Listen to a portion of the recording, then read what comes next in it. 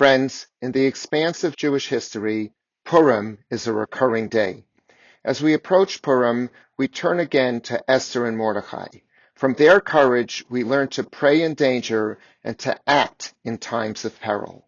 First, we tell the truth about the crisis.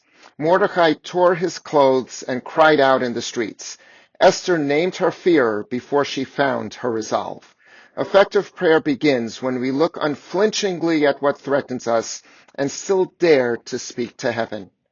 Second, Esther and Mordecai teach us that prayer must lead to inner scrutiny. The 3-day fast is a shared act of soul searching. We must ask not only what is being done to us, but also who are we becoming in response. Third, Esther and Mordecai insist that the crisis is communal. Esther will stand alone before the king, but only after she has gathered the Jews of Shushan into a single trembling chorus of fasting and prayer. We pray more authentically when we remember that the danger is ours, that suffering in Israel, in Iran, and across the region rends one human fabric. And finally, Esther and Mordecai show us that prayer and action must be integrated. Mordecai refuses to be passive.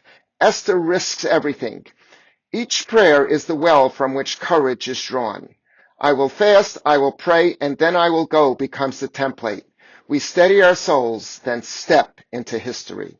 We stand today in the sobering shadow of Operation Epic Fury.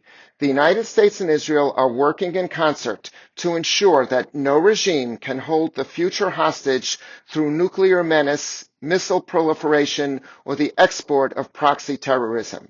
Yet as a community of conscience, we must remain clear-eyed. Our opposition is directed to the machinery of tyranny, not to the Iranian people.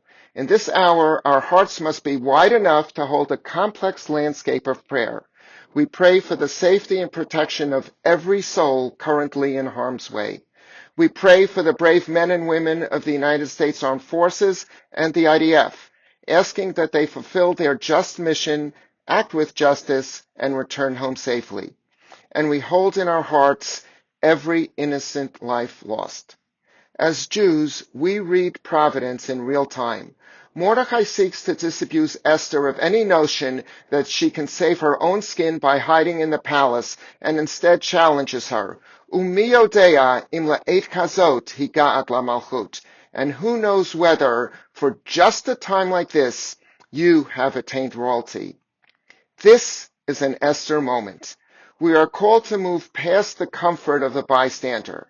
May we unify as a people, name the dangers, commit to focused reflection, and then ask together, in the Roth Center and beyond, why are we here in this place, with this voice, with this conscience, at this moment?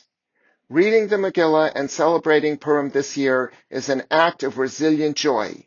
Even in dark times, we will not stop praying, acting, and hoping.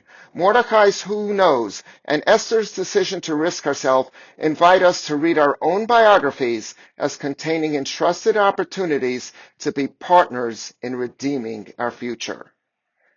Chag Purim Sameach. Have a meaningful Purim.